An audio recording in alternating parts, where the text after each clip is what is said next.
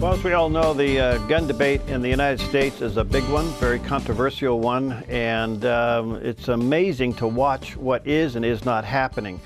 Honored to have with us today John Lott. He's an economist and a political commentator. He's authored a book, At the Brink, Will Obama Push Us Over the Edge? There's a picture of it there on the screen. I'm sure that you can check it out at Barnes & Noble or online at Amazon.com. John, what title alone puts me on edge? I would say that this president is about ready to push us over the edge, and why are we letting it happen?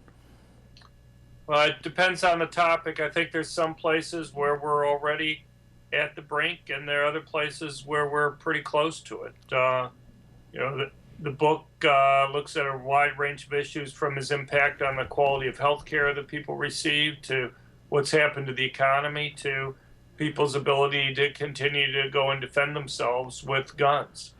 The gun issue is a big one, and I've always said, of all the issues, and they're all important, don't get me wrong, I mean, from the social issues to the economic issues, healthcare, and now we got the Second Amendment issue. The one issue that could put us maybe into some kind of civil unrest would be this one. Do you think we're dangerously close to something like that?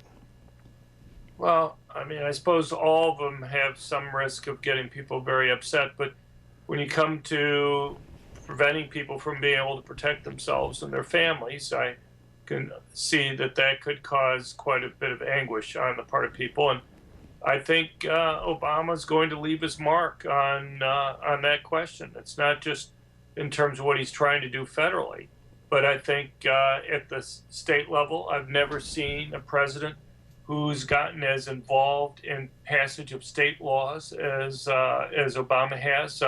When I was first doing the book tour for At the Brink, the first state that I went to was Colorado, and just the day before I arrived there, the big news was how the White House had been calling up and twisting arms of state Democratic legislators. They got 7 state Democrats to switch their votes, more than enough to switch the outcome on the gun control bills that were being debated at that time.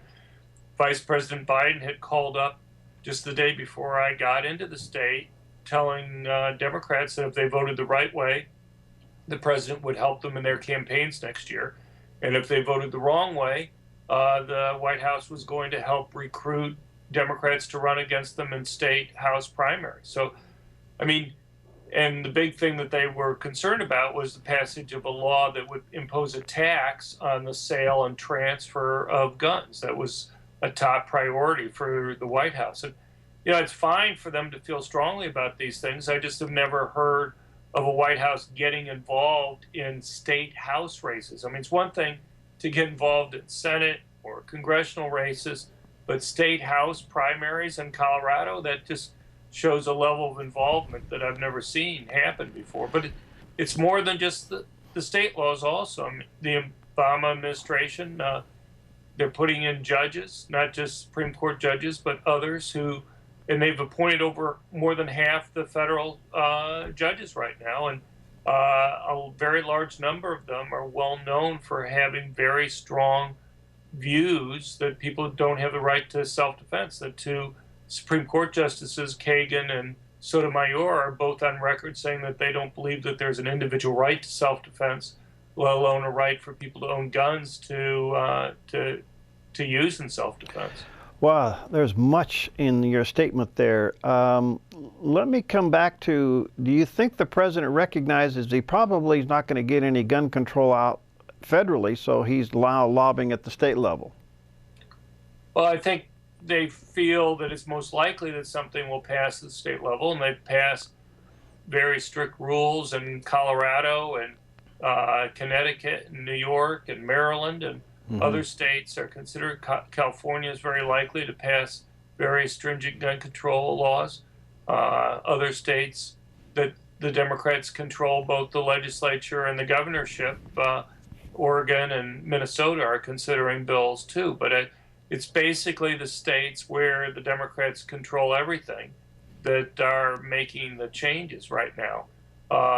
But there's still a chance. I guess we'll find out this week whether or not the U.S. Senate's going to pass a gun control regulations. Harry Reid's bill includes gun registration. The other bills mentioned to me includes fees that have to be paid for the transfer of guns. I think one of the big themes in all of these bills, whether the state or the federal, that the White House is pushing is that they want to have taxes and fees on people being able to go and obtain guns. In Maryland, huge changes there. It's going to cost at least several $100s to go and get a license and register a gun in the state of handgun in the state of Maryland. In Colorado, the big bill that got passed there imposed a tax on the transfer of guns, transfer sale of guns. We don't even know how big that's going to be. Republicans had tried to put two amendments. One was to cap the fee at or the tax at $35. Democrats voted that down. And then they also had an amendment that would have exempted people below the poverty level from having to pay that tax. My research shows that it's basically poor blacks who live in high crime urban areas who are the most vulnerable to crime, who benefit the most from having the option to be able to defend themselves. But it was very important, apparently, to the White House that they not be exempted from having to pay this tax that the state Democrats want to impose on gun sales and transfers.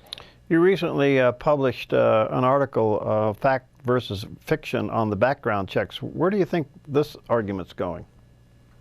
Well, we'll find out this week. I suppose the most disappointing thing about all these gun debates, as well as the background checks, is people talk about the benefits, but they don't acknowledge or discuss the costs. I mean, everybody wants to try to keep criminals from obtaining guns. The problem that you face here is that these laws also have real costs, and expanding them will make them even worse. So, for example, the president claims that 2 million dangerous people have been prevented from buying guns because of background checks. That's simply false. The right terminology is that 2 million initial denials have occurred.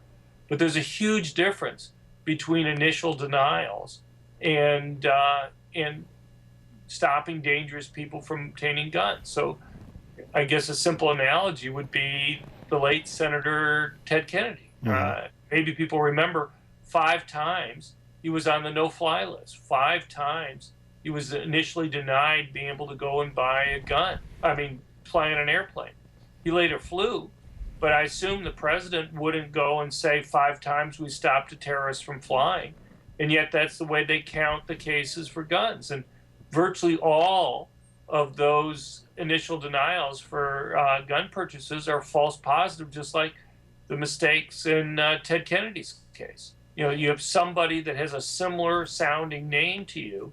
And it's not that uncommon, unfortunately, that people have similar sounding names for somebody who we really do want to stop, and instead it's the law-abiding citizens get stopped.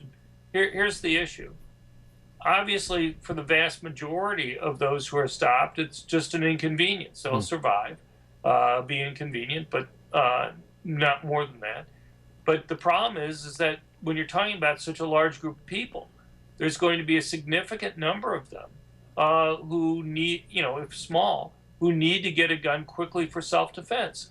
Women who are being stalked or threatened, who may not be able to wait months, is what happens when these initial denials occur, to have the system straightened out. There seems to be something else behind all of this, because there is no evidence that taking guns completely away is going to stop a criminal, or maybe even the mentally ill doing what they have done in the past. So what is the socialistic thing behind taking all the guns away? What's the bottom line here? Well, it's hard to get into people's minds. I can just see the fact that they want to go impose taxes on purchases or sale or transfer of guns, that they don't want to exempt people below the poverty level from paying those taxes. It makes it clear to me that their goal is to reduce gun ownership.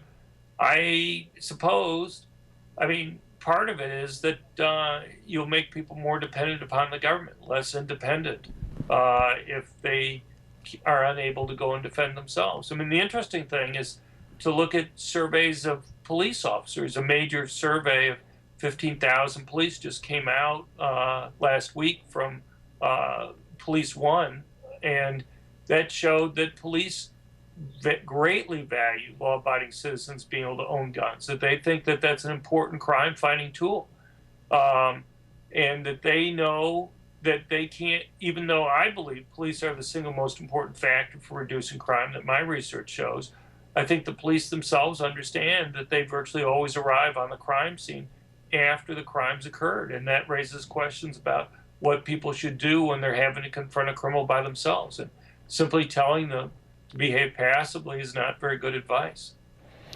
You know, the president's been doing an incredible amount of speech making about this subject, and he made a comment that was so interesting. He said, tougher background checks won't infringe on the right of responsible gun owners. I mean, that just seems like to me he's looking for a door, any kind of an opening to continue some kind of gun control, which ultimately takes all the guns away.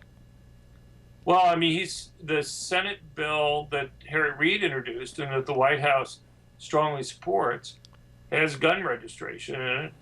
And people who live in California or in New York City or Chicago have seen that gun registration already has led to confiscation of different types of guns. And, you know, there's a concern that I assume among people that registration program could lead to the same type of thing. But I think in the president's case, he's happy to do a more gradual process by having these taxes and fees that the White House has been pushing so hard to gradually reduce gun ownership. One of the places that the White House and gun control advocates point to is Massachusetts. And they started there as kind of a model for the rest of the country. They started their gun registration licensing rules back in 1998. When the rules first went into effect, there were about 1.5 million legal gun owners in the state. Now it's down to just over 200,000. There's been, in 13 years, there's been an 86% drop in the number of legal gun owners in the state of Massachusetts. And at the same time, you've seen an increase in murder rates and violent crime. Massachusetts murder rate in 1998 was 30% below the average of its neighbors. Now it's over 30% above the average of its neighbors. You know, just started shooting up immediately when the registration licensing rules went into effect. And I think those types of fees and taxes and difficulties in registering, that's the model that they want to have for the rest of the country. They say it's something that the rest of the country should look at and emulate. Well, overnight, a law-abiding citizen can become a criminal because they didn't register their gun. Yeah, that's true. I mean, when they go and have these re-registration requirements and these taxes and training, you know, they just make it costly for people to do things. People don't, you know, even for other types of licenses, I assume you have some percentage of people who forget to do it or don't have time to do it, and then they are in a situation where they either lose their right to go and own a gun or they've committed, you know, an illegal act which could send them to prison. All right, the book is entitled At the Brink, Will Obama Push Us Over the Edge by John Lott. Check it out. There's a picture of it there on the screen, Barnes & Noble or online at Amazon.com. Fascinating debate, John. Keep up your good work. And let's stay in touch as we get a little bit further down the road, see where this argument ultimately ends up. So thanks for your research on this, and best to you, my friend. All right, well, good luck to you. Thank you very much. Okay, and we'll see you next time on Focus Today.